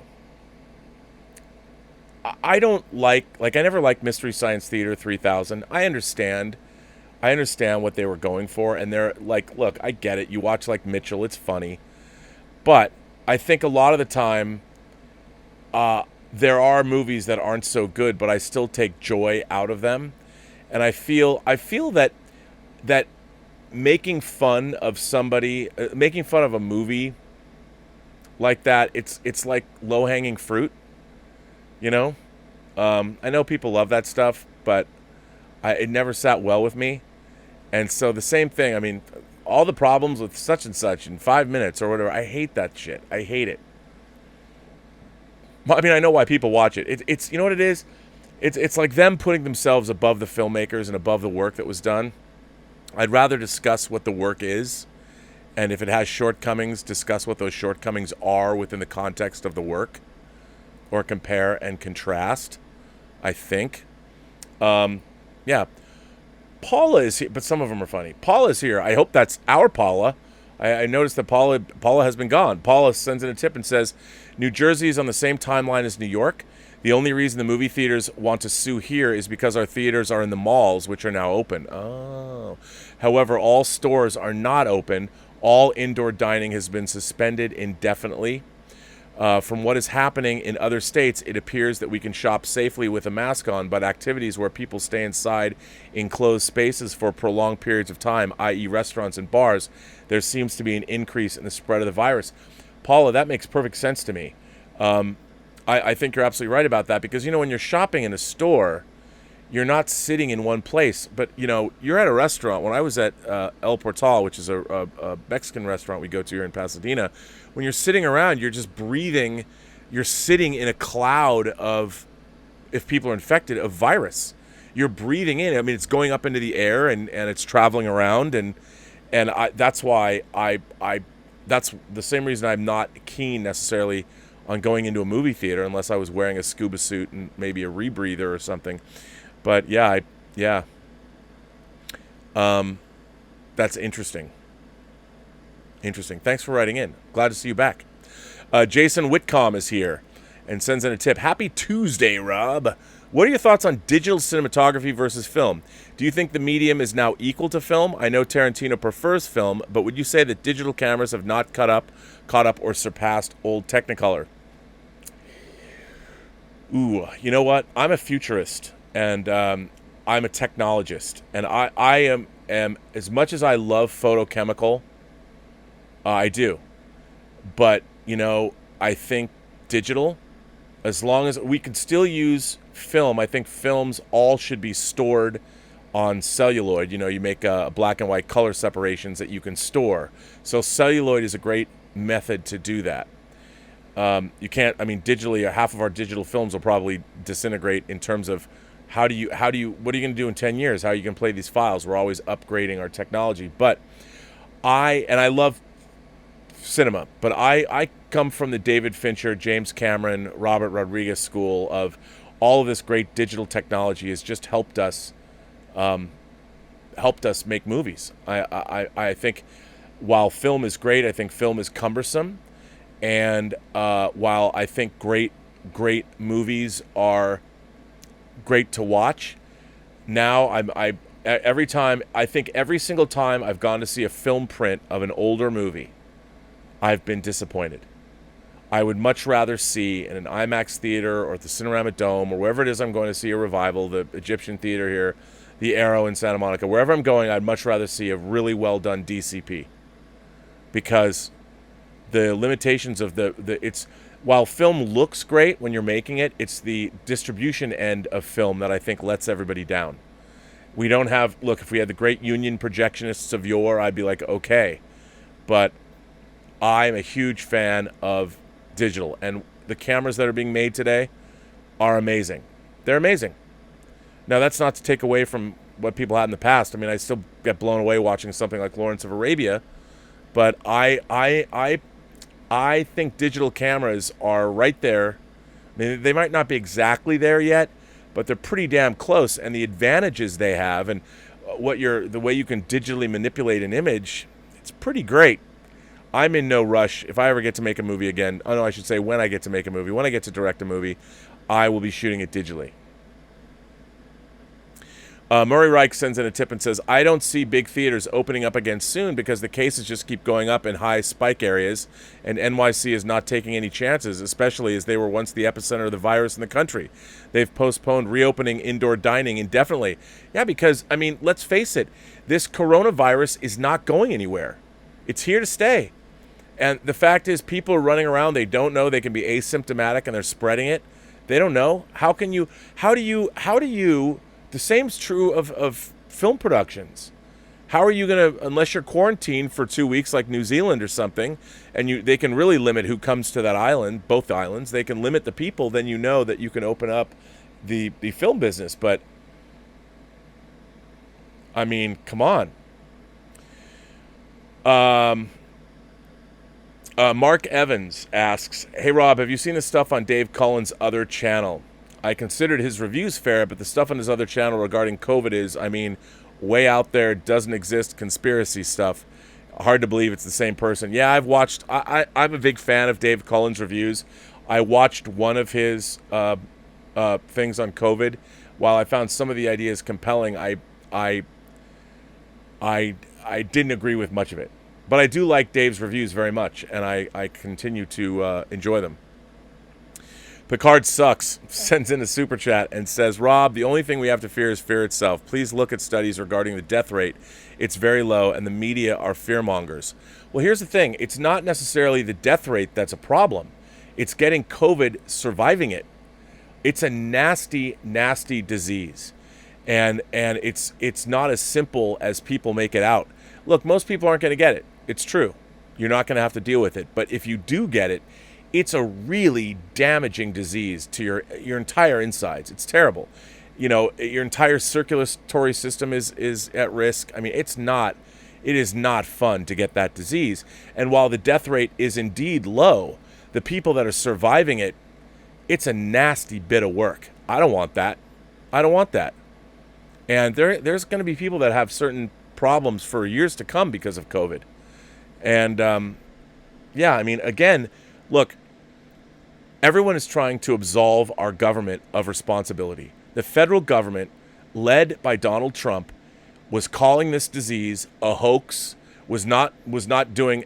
Donald Trump's like, well, you know, I put in a travel ban from China. Well, the East Coast was infected by Europe. So, I mean, the federal response has been abysmal. There's still no leadership. The federal response is, we got to open up.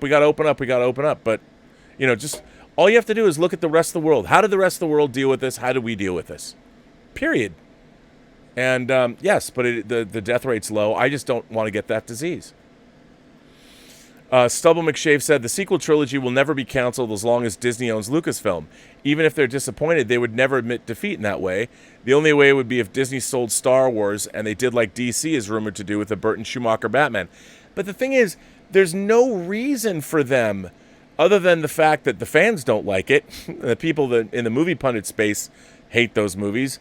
They were success stories. Even as crazy as it was to make those movies, they were success stories. I mean, Rogue One made $1 billion. The only thing that wasn't was Solo. As far as a group of movies, that's a fucking great track record they have there. They're not going to retcon those films. They're not going to do it. They won't. But you're right, Stubble. You're absolutely right. They're not going to retcon those movies. Factual Opinion sends in a tip and says, Rob, I tend to actually love villains in fiction. Me too. Like Ramsay Bolton, Joffrey Lannister, Thanos, Voldemort. Maybe because I'm a mild-mannered person or I'm secretly a psycho. No, because villains are fun. The bad guys are fun. The better the bad guy, the better the movie is. I completely agree with you. Bill the Butcher in Gangs of New York. Rutger Hauer in The Hitcher. I mean, come on. Anthony Hopkins in Silence of the Lambs. It's great. Villains are great. They make life fun. The bigger bads they are, the better off we all are. Kobus says the fact that Rogue One had more original ship designs than the sequel trilogy is the real tragedy. Well, Rogue One, yes, I agree with you. Rogue One had some great stuff in it. Brendan Sheehy sends in a super chat and says, Reservoir Dogs versus True Romance. Which do you prefer, Rob? My head says Reservoir Dogs, but my heart says True Romance. He's so cool. Well, I have to say this. I love Reservoir Dogs. It's one of my favorite. It might still be my favorite Tarantino movie, and the authorship of Tarantino is there. And to me, True Romance, while I love it, there's a lot of sloppiness in it, and there's a lot of things that were cut out. That I read the True Romance script before I saw the film, and then I had an early bootleg. I actually had an early bootleg cut of that movie before it came out on VHS. I did, and I watched it, and I was kind of disappointed because a lot of the Tarantinoism of the script, while it's still there, some of it is missing. Although there's great stuff in it, and I do love True Romance, but I'm gonna pick Reservoir Dogs. I'm gonna go with Reservoir Dogs. Mark C is here. Mark C says, I was 5 when the Battlestar toy incident happened. Mine fired. My father told me if I was dumb enough to fire the missile down my own throat and choke, maybe I wasn't smart enough to make it. Good on your father. I love that. That's outstanding. Yeah, man, I think my mom probably would have said the same thing. Mukbong sends in a super chat and says, did you get to see Halle Berry's apology playing a trans man? Your thoughts are appreciated. You know what? I don't know if I saw Halle Berry's, unless that was in the original article. So for those of you, I mean, I was, hang on. Let's see what it says. Because this is what we're talking about, actually. Halle Berry apologizes after being hit with backlash for considering, let's see, after backlash. Okay, let's see what it says if I can read this without having to pay for this article. Oh. So, as many people know, Halle Berry was cast in the role to play a trans man. And of course, as you all might know, the proverbial outcry happened. And here's what the article says. Halle Berry apologizes and steps away from transgendered role after backlash. Oh, you know what? Oh, wait, hang on. I guess I can read it. This was published by Nardine Sad on July 7th at noon. Following a social media outcry, actress Halle Berry has apologized and vacated a transgender role in an upcoming film. The Academy Award winner came under fire over the weekend when she revealed on Instagram Live that she would probably lop off her hair to play the character in their next project and repeatedly misgendered the character during the interview. I'm thinking of playing a character where the woman is a trans character, so her hair is going to have to be short. She's a woman that transitioned into a man, Berry said in a recent chat with hairstylist Kristen Brown. She's a character in a project I love that I might be doing.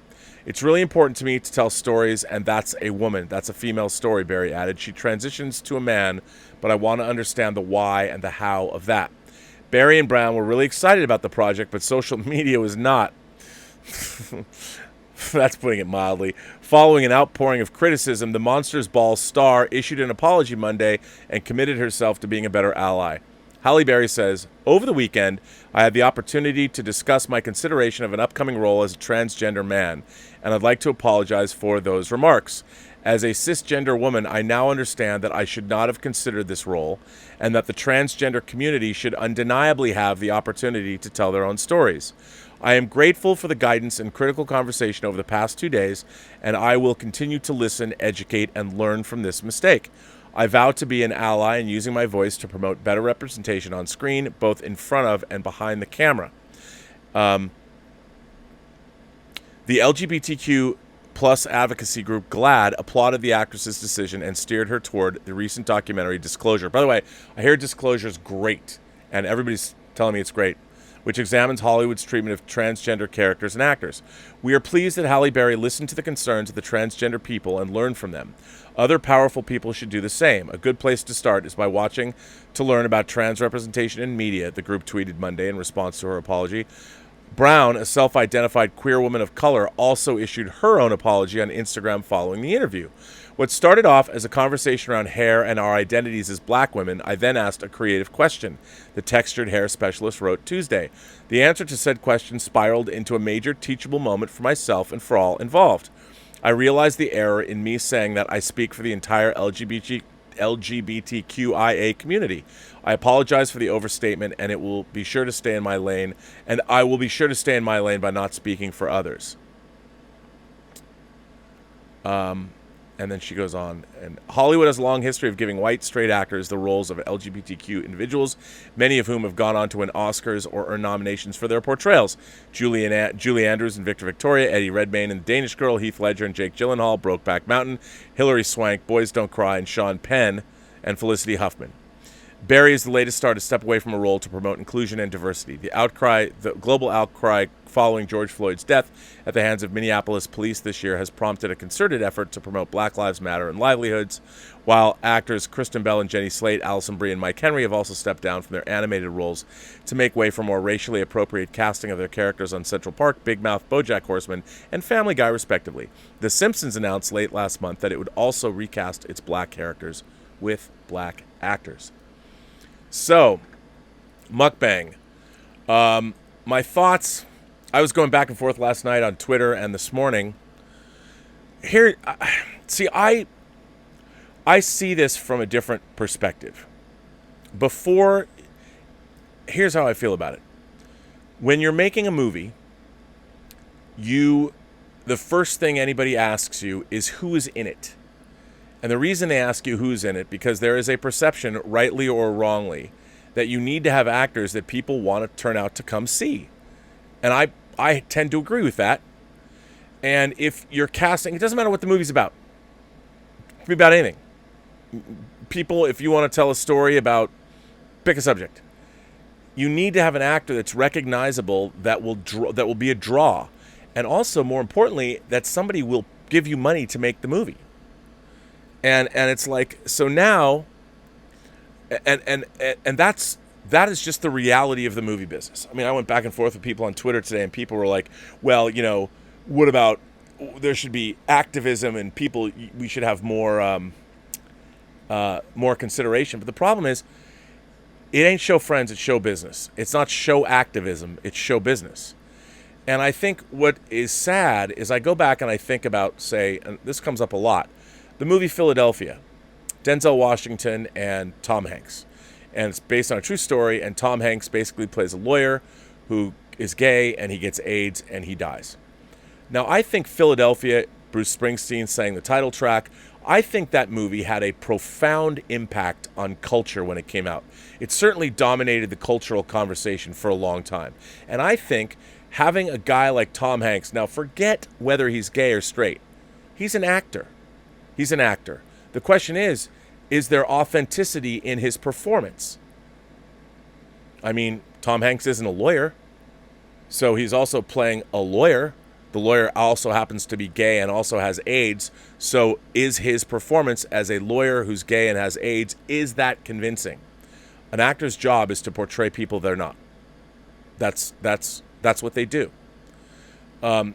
But I think that the movie Philadelphia getting made was an important watershed moment for people's awareness of AIDS, and that it could strike everybody, and that the people there was tremendous prejudice surrounding the gay community during the AIDS epidemic, tremendous prejudice. And I think that Philadelphia went a long way as a popular film, Academy Award-winning movie, as a film that became very populist. It offered a view of a gay man that was.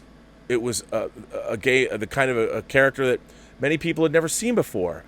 And I think that movie went a long way to educating and getting rid of fear that a lot of people have. So I think it was important. And it's those cultural moments collectively that begin to change our mind, change the mind of all of pop culture. And to not have those things, the question is, if that movie was protested and Tom Hanks walked away, and the movie was never made, is the world a better place that we don't have Philadelphia? And at the time that it came out, Is the world a better place if we didn't have Philadelphia, or is it a better place if we do have Philadelphia? Because the movie Philadelphia, which by the way still exists, I think had far-reaching ramifications as to the perception of the gay community in America coming on to the heels of, or coming in the midst of, the AIDS epidemic. Now, what if there was a trans film or something, whether it was the movie Scarlett Johansson was involved in or this movie Halle Berry was involved in, that the only reason that it got greenlit is because you had a star. You know, Halle Berry's an Academy Award-winning actress, and she's going to play this part. Well, now the movie, she stepped away. Maybe they can find a trans actress to play that role who transitions into being a trans man. Maybe they can. The question is, will the financiers then bankroll that film? Because even if you cast the greatest trans actress in the world to play that part, how you know, if people don't know that actress, why are they going to go see the movie? There is a business reality to film that also has to be taken into consideration. And when people are talking about this, I think that issue, the business aspect of filmmaking, gets forgotten. I mean, even if I was the most successful, Mel Gibson, coming off the heels of Braveheart, wanted to make Passion of the Christ. This is like the last movie the studios wanted to make, and he didn't get to make it. He had to go get the financing himself to make that movie. And there is, again, coming off of Braveheart, you should be able to write your own check, but you can't. And there is a business reality. So the question that I would then ask is it better that these stories, these potential, a movie about a trans person might do what Philadelphia did in the 90s for the AIDS people that didn't understand what the AIDS epidemic was all about? And if people are waiting to get the money so a trans actor can play that role, then they might be waiting a long time, and the story never gets made, the movie never gets made. And I would say, is that better or worse for the trans community? Because maybe a movie like that, with that subject matter, would open many, many doors that would not be open. On the flip side of that is that for too long, trans roles have absolutely been played by non-trans actors. And that's not good either. You know, there were people throwing back to me going on about how a non-trans person playing a trans person is like a white person donning blackface. And someone even came after me, and first of all, the idea of blackface goes all the way back to minstrel shows and things like that. The whole purpose was mocking in a way. And by the way, there were black actors that also donned blackface for shows. That happened as well, the exaggerated blackface, because of the way they were playing parts, or vaudevillians or things like that, so stage actors. So that happened too. So blackface, but for the most part, it had been used not in a kind way. But then, from what I understand, like if you have a trans woman, or if you have a trans woman if you have a woman who is going to transition into a man, that woman began as a biological woman that transitions into a man. So then the question arises, could Halle Berry play that woman who transitions into a man? And I think that that's a very nebulous thing. Like, if you have two actors, you have one trans actor that can play this part, and you have Halle Berry, who are you going to cast as a business person that wants to get the movie made? One person does not get the movie made. The other person's Halle Berry, who's an Academy Award-winning actress, who gets your movie made. Now, that's just the reality of the world that we live in. I think, as the viceroy of verisimilitude, you would want to get as close as you can to the reality you want to create. Now, I made this point on Twitter. I said, look, man, you want to create the reality in the frame where people absolutely believe everything you're showing them in a frame, because movies are all made up anyway. There's nothing real in a movie. I mean, even when you go outside and shoot in daylight, somebody's putting a filter on the camera. It's all made up. It's all make-believe. And you want to make people believe. You want to make people believe in it. And like people said to me, well, you would believe in using... I was called a bigot. And this guy was explaining my position who said, you believe in using special effects so you can have white people play black people in movies. And I'm like, okay, this is the level of discourse that we're having? No. Why would you do that? Why would anybody ever do that? I mean, why? Why, when you have great black actors to play, it's just, it seems so strange to me. But I think the trans issue is a little bit more complex than that. And ultimately, the trans community needs that kind of representation. But then I also think to myself, well, isn't the whole point of, if you're a trans person, to then not be considered trans?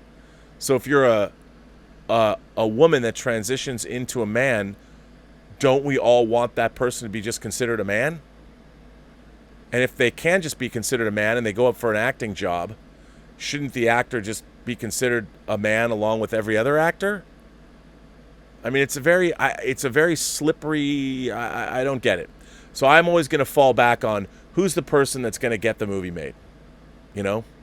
And if you want, I mean, I agree. I think the trans community, somebody said on Twitter, this is an underrepresented community. Well, there was somebody that contacted me on Twitter too and said they were trans and that they watched the John Campea show and my show and they were inspired to go be a filmmaker. And I'm like, that's the best thing I could possibly hear. And that's what we need more of. We need more people. We need more people to tell their own damn stories. Why should a community wait to have their stories potentially told badly by people that were outside their community? And I think when I heard from, I'm not sure, it looked like they had, I would assume the person who contacted me is a woman because they had Jodie Whittaker but you know, you never, I wouldn't want to misgender somebody, so, or dead name anybody either. But that's the kind of thing you want to hear. You want to hear about if people are from communities, they need their own voice, and the only way they're going to have their own voice is if they take it and go make their own films. And I think that's great, because you know what that means? That means we're going to get more stories to tell that we haven't heard before. All we have to do is listen. So, but it's a tough issue. I'm glad Halle Berry apologized. I hope the movie gets made. I always err on the side of, let's get that movie made. Let's see that movie. Magic K sends in a tip and says, about theater reopening, I might have different opinions with you. It's more about the people who work in theater and how they can get their income when theaters are closed. Last month, one of the biggest theater chains CEO jumped off the building just because he couldn't pay off those debts while theaters are closed. Even the top staffs cannot make out with this. Then those employees would be even harder. Man, I know, it's rough. You know, Steve Bing, a guy I told you I met once at a party, he jumped off the 27th floor of his own apartment building in Century City. Made me feel terrible. I mean, it's tough. This pandemic is ruining people's lives. It's ruining people's lives. We obviously can't stay enclosed, but I'll tell you something. We did not do a very good job handling that here. I mean, I feel like here in California, we sheltered at home. I've been sheltering at home since March 19th. I did everything I was supposed to do. And then the economy reopens and we're back to where we started from. We're actually in a worse position than we were in March. I feel less safe than I did when the pandemic was raging in April and May. Frankie 5 or Frankie V sends in a super chat and says, have you seen Titan AE? I have seen Titan AE. I saw it in the theater. I liked Titan AE. I don't remember anything about it. I do have a DVD of it somewhere that I've never watched. But I did see Titan AE, animated film. I liked it. Richard sends in a tip and says, hey, Rob, I saw a video where you talked about the screenwriter for the new Taika Waititi Star Wars film. Believe it or not, I actually asked that person out in college. But Taika Waititi said I wasn't his type. But in truth, I asked out the other screenwriter. Yeah, I'm looking forward to it, man. I think it's going to be good. Did you go to college in New Zealand? Are you from NZ? I love that. Royce Freeman is here. Royce Freeman says, artistically, if something needs to be cut out of a movie, but in doing so will cause commercial and social repercussions, do you leave it in the film?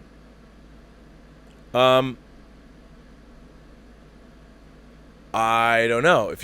Artistically, if something needs to be cut out of a movie, but in doing so it'll cause commercial and social repercussions, do you leave it in the film? I don't quite understand that. Like, if you made your movie and you cut something out, and cutting it out, not leaving something in because it contextualizes something in the movie, and when it's missing, it leaves you. I mean, I think you answered your own question. If it's going to cause commercial and social repercussions that are adverse, you leave it in the movie. Mukbang says, do you ever watch Succession on HBO? It's a great show and all shot on film. I've not watched Succession, but I've watched like lots of clips from it, and I'm gonna wear it. I'm gonna wear it. I'm gonna wear it. Absolutely. Did I say I'm gonna wear it? I'm gonna watch it. I wear it. I want to wear the clothes in Succession. I will absolutely watch Succession. One day I want to get around to it. I'll binge it all. Mark C. sends in a super chat and says, Rob, I swear, people like Halle Berry bowing to cancel culture sound like those who have become part of the collective after consuming this stuff. Larry Cohen's movie, The Stuff. If you guys haven't seen The Stuff, it's a hoot. It's a hoot and a half. Well, you know,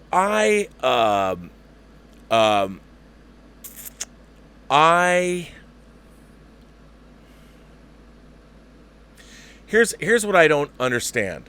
This is what I don't understand. If we had two actors of equal stature in the industry that have both won Academy Awards, and one was trans and one wasn't, I would say, assuming they were right for the part, you always go, as the viceroy of verisimilitude, you always go with the trans actor. Why wouldn't you? But the problem is that a movie can't get made unless you have a certain caliber of actor. And by the way, this is true of any movie. Any movie. If you can't get the right, like, okay, as an example, Skyfighter, the short film I edited that's on the Dust Channel. Skyfighter, the people we're going to make the feature. We have the feature script. It's ready to go. Lucas Kendall is ready to go. The whole reason he made Skyfighter was to prove he could direct. He did that. And there's a company that wants to give us money to make the feature. The only way they'll pull the trigger is they have a list of actors.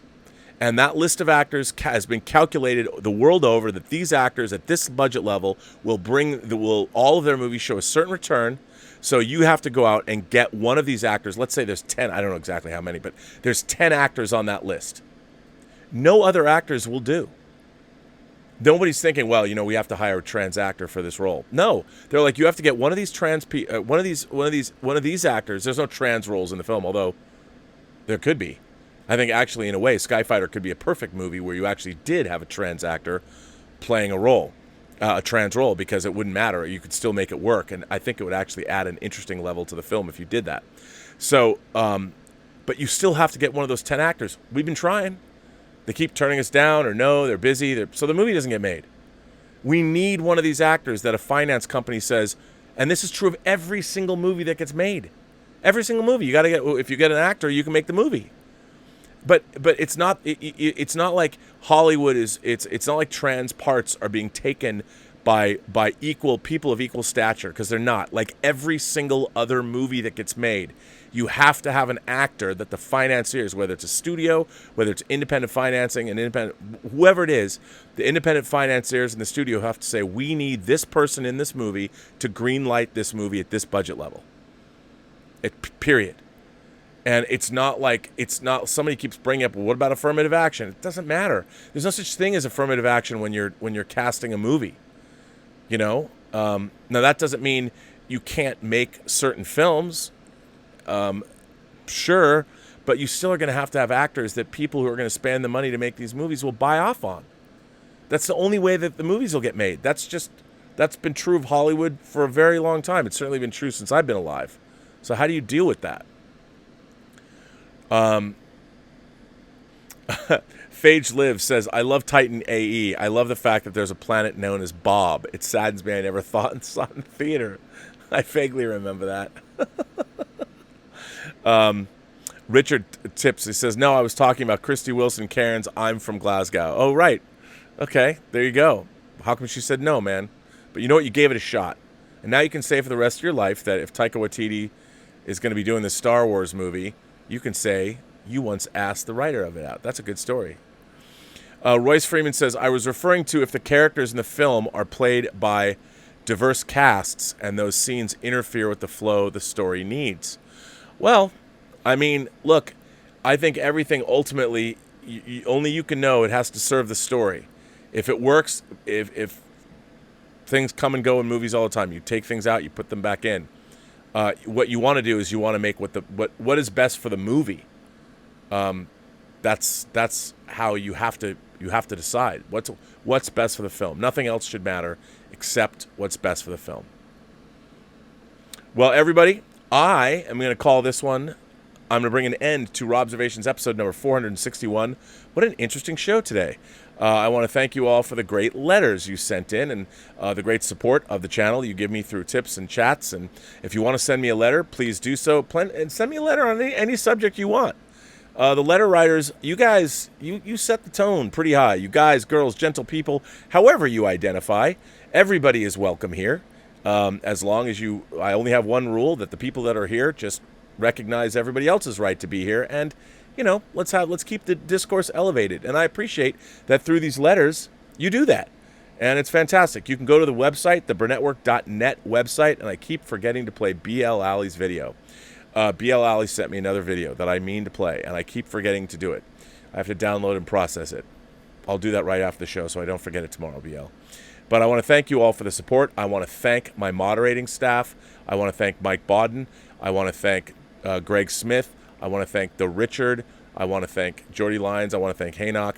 And especially the Richard. If you haven't been to the Post-Geek Singularity Facebook page, or you haven't been to the Whining About Movies Facebook page, well, please do so. Please check it out. And the Richard's always throwing a party over there. He's showing something. I always like to jump in and see what the hell he's playing, because it's always something interesting. It might be rock and roll videos. It might be some obscure cult movie. It's a colorized version of Night of the Living Dead. What the hell, man? I know. Probably wasn't his fault. But, hey, there's always something going on. That's the Post-Geek Singularity Facebook page and, of course, the Whining About Movies Facebook page. Tomorrow night, Elizabeth and I, Whining About Movies, episode 50. Episode 50, a show that was born out of quarantine. We're 50 episodes in. I cannot believe it. Tomorrow, we are watching James Cameron's director's cut of The Abyss. Yes, we're watching my DVD that's right over there. She's never seen it.